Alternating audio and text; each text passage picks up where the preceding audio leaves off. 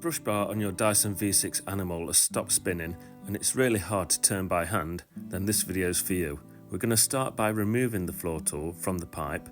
Now take a coin and we're going to unlock the Soleplate. This is just to give us a bit more room. Lift that up and now unlock the end cap. The brush bar then just pulls out from the side, and you can remove the end cap as well just to check that there's no hair trapped inside anywhere. Obviously this wouldn't be helping with your problem. Just make sure that spins round. Now we need a Torx T8 screwdriver, and inside the cog that drives the brush bar there's a screw. You need to hold this cog with one hand and with the other hand unscrew the screw that's inside.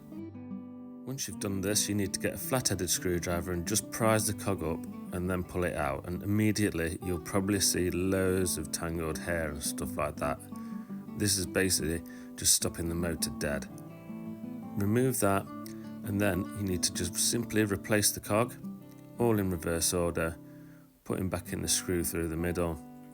At this point, if you found this video helpful, please remember to like it. It does help people find it in future. We're just replacing the brush bar, it just push fits in, and then don't forget to lock this end cap again with your coin. Don't be using screwdrivers on the plastic because it can damage them, that's why I use a coin. Replace the Soleplate from one end first and then lock it with your coin again, putting the floor tool back on the vacuum cleaner, and it should be ready to go.